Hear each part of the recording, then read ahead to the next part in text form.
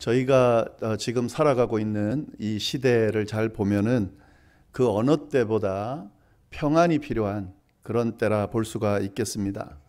이 개인의 삶 속에서도 끊임없이 일어나고 있는 크고 작은 불안한 요소가 있는데, 그것과 아울러 지금 전염병, 전쟁 등 세계적으로 일어나고 있는 여러 가지 일들로 인해서 점점 불안감이 가중되고 있는 것이 사실입니다.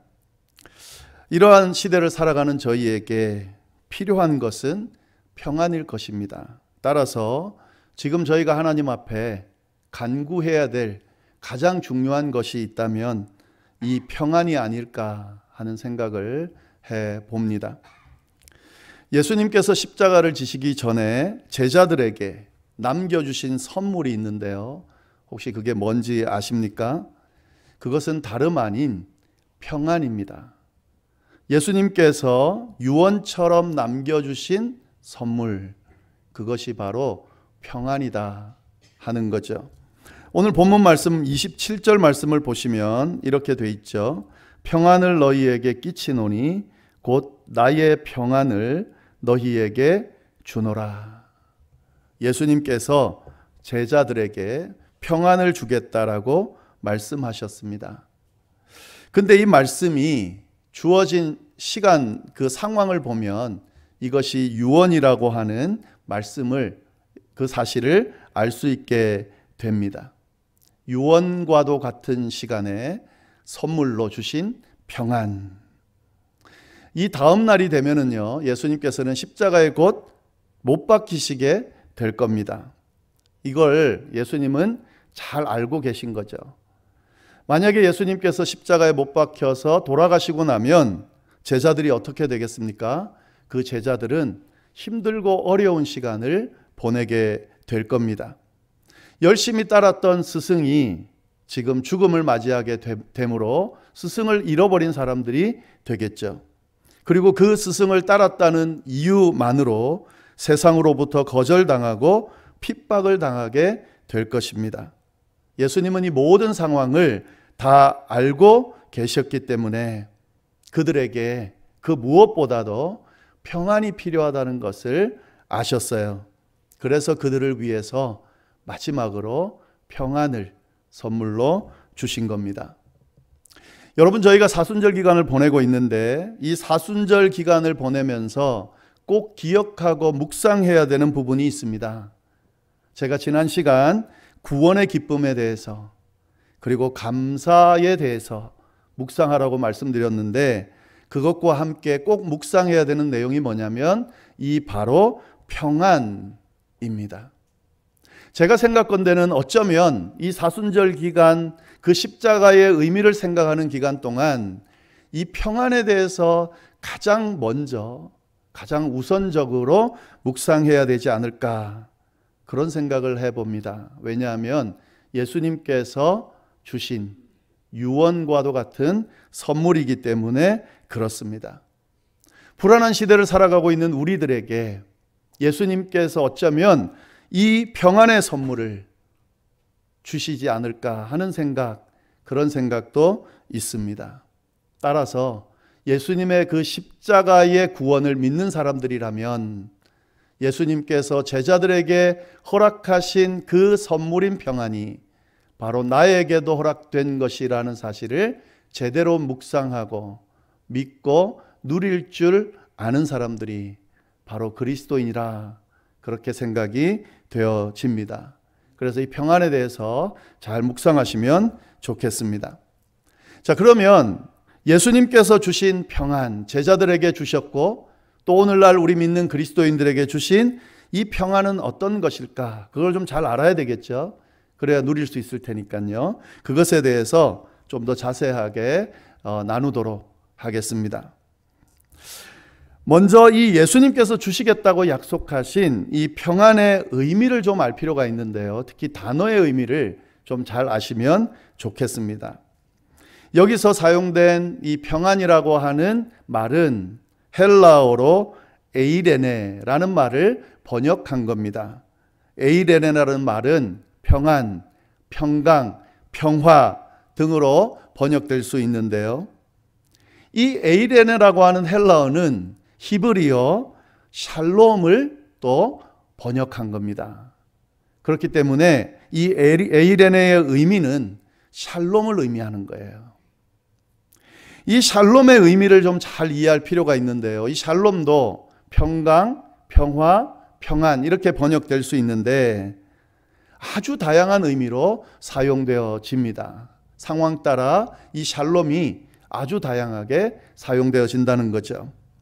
개인에게도 사용되어지지만 공동체에게도 사용이 되어집니다.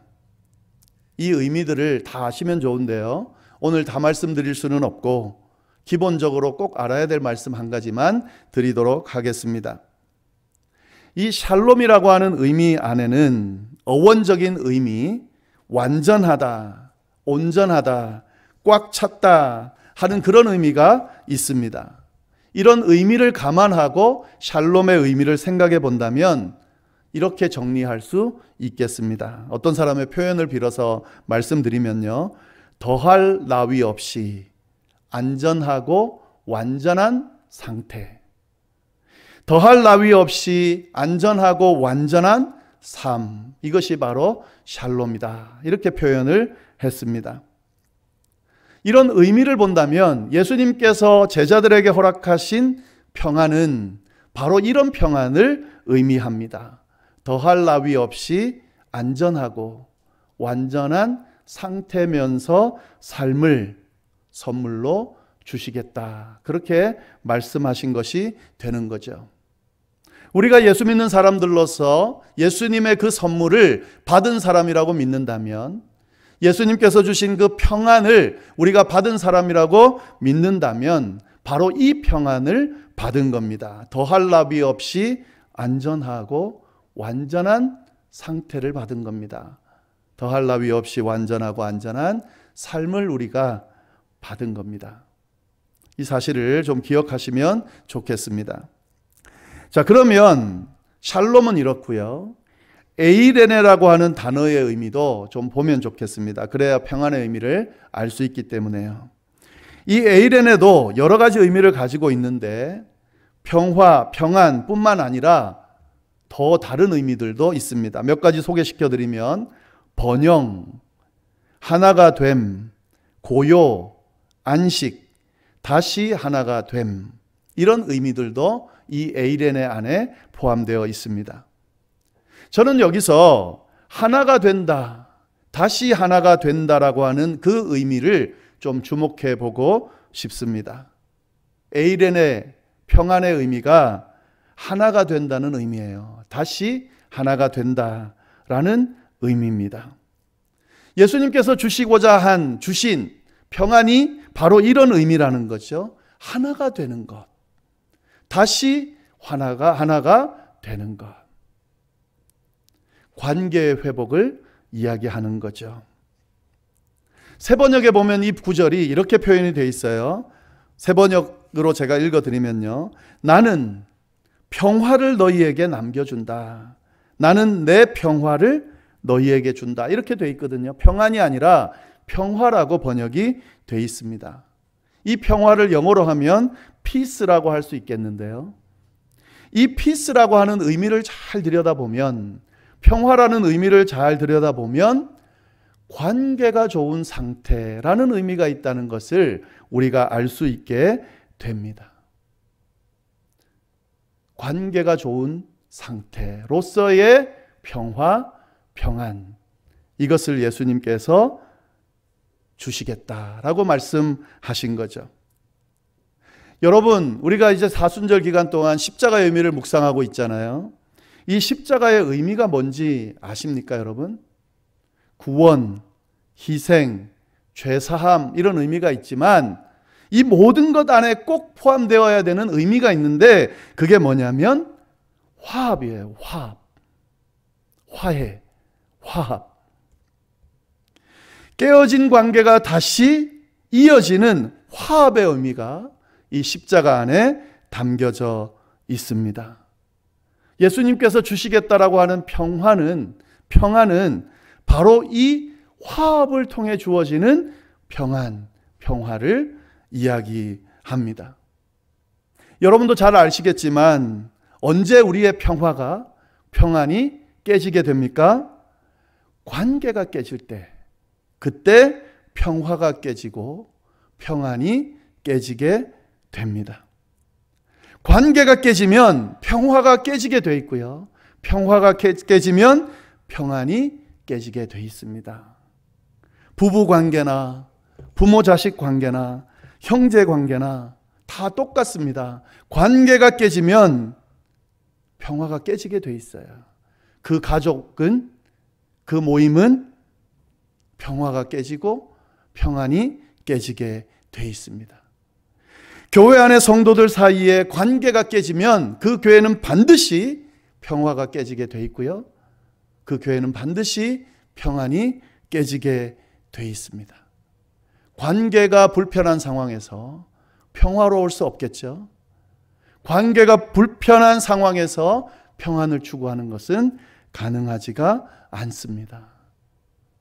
관계가 좋은 것이 평안을 위해서 아주 중요하다는 사실을 우리가 기억할 필요가 있겠습니다. 좋은 관계가 유지될 수 있으면 그 모임이, 그 상황이 어떠하든지 간에 평안함을 유지할 수 있습니다. 관계가 좋으면 그 모임이 어떠하든, 그 상황이 어떠하든지 간에 그 모든 것들을 이겨낼 수 있습니다. 그런데 어려움이 없어도요, 아무 문제가 없어도요, 관계가 깨지면 평안이 깨질 수밖에 없다 하는 거죠. 인간이 아담 하와 때 타락하고 죄를 지은 후에 가장 먼저 크게 일어난 일이 뭐냐면 하나님과의 관계가 깨졌다는 거예요. 하나님과의 관계가 깨진 이후로 다 그런 일들이 일어난 겁니다. 하나님을 두려워하고 부끄러워하고 하나님의 낯을 피하게 되고 형제를 죽이게 되는 이런 일들이 관계가 다 깨지고 난 이후에 일어난 일이다 하는 거죠. 원래는 그렇지 않았어요. 원래는 하나님과 사람들이 함께 거닐었습니다. 산책했다 이런 표현이 있잖아요.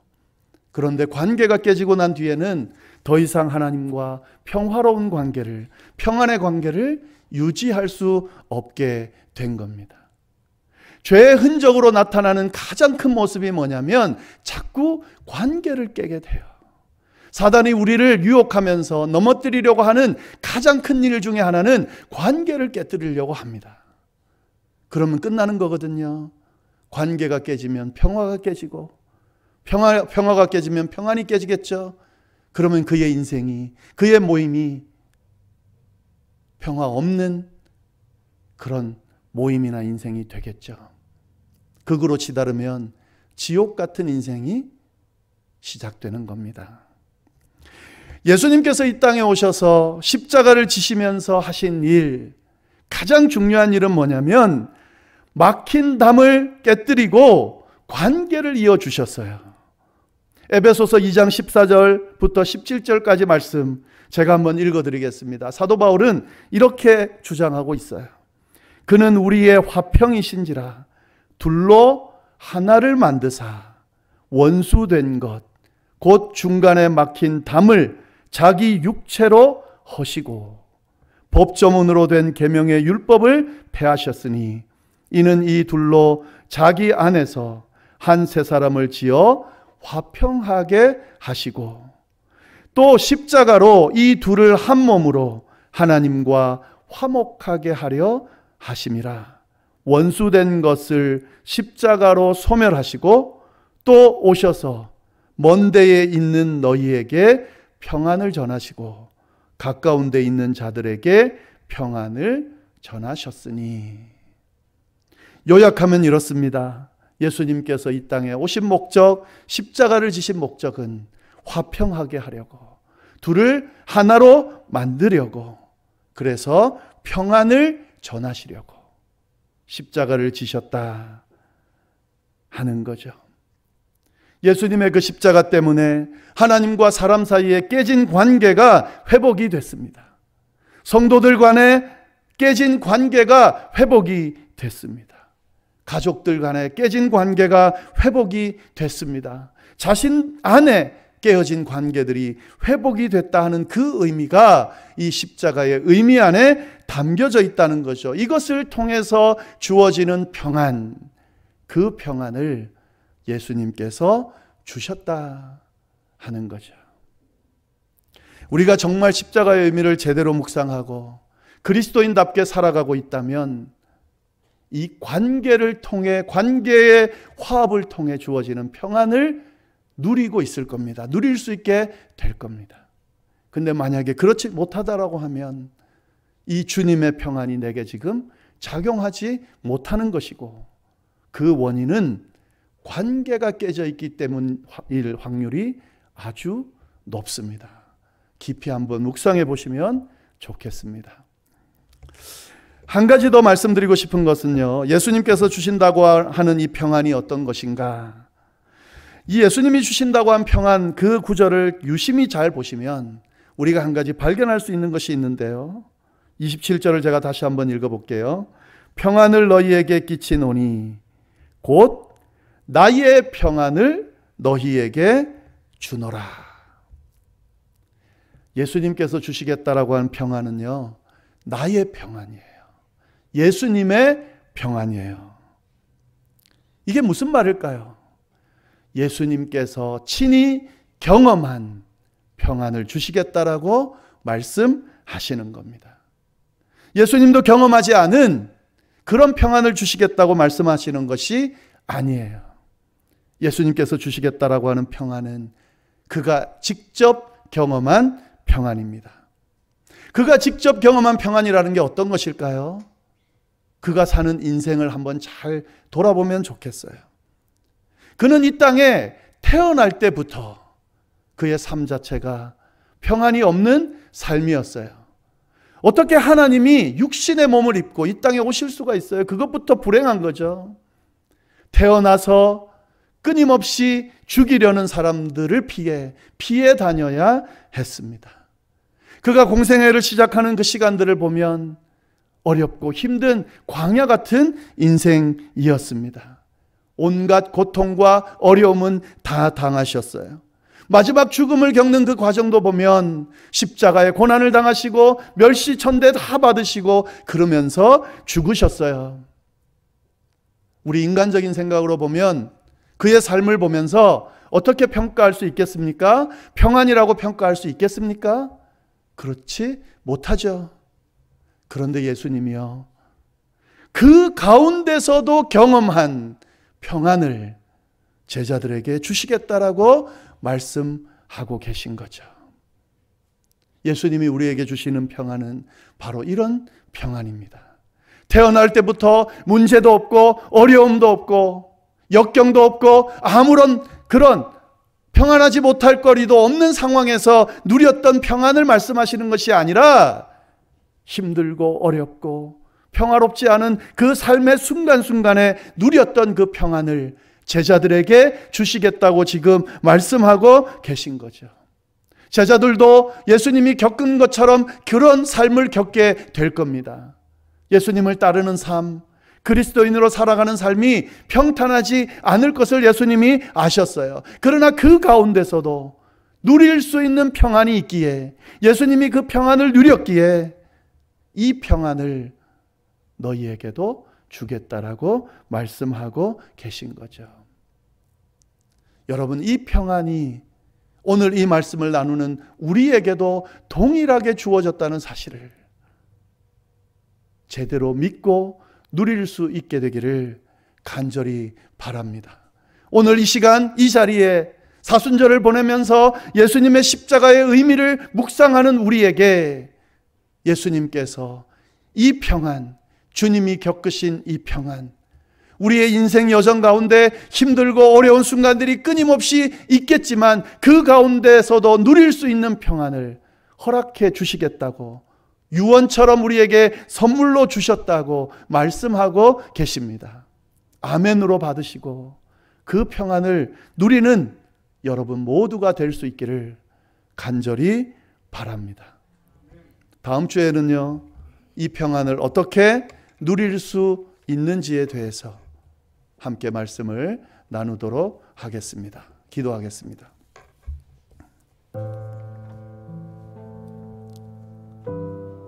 하나님 아버지, 정말 평안이 필요한 이 시대에 우리들에게 오늘 귀한 말씀을 통하여 평안을 선물로 주었노라 말씀해 주셔서 감사합니다.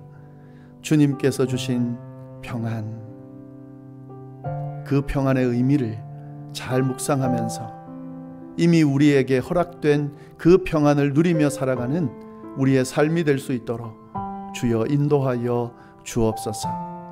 그리스도인으로 살아간다는 것, 이런 멋진 의미가 있음에도 불구하고 마치 그리스도인답지 않은, 그리스도인으로서 누려야 될 평안을 누리지 못하고 그렇게 살아가는 인생들이 있다면, 그런 성도님들이 있다면 주여 붙들어 주시고 다시 일어설 수 있도록 인도하시며 이 주님께서 주시는 평안을 누리면서 우리에게 주어진 삶을, 또 신앙의 여정을 멋지게 살아내고 주님과 함께 영원토록 삶을 사는 그런 우리 모두가 될 수 있도록 주여 인도하여 주옵소서. 함께 해주시기를 간절히 바라고 살아계신 예수님의 이름으로 기도드립니다. 아멘.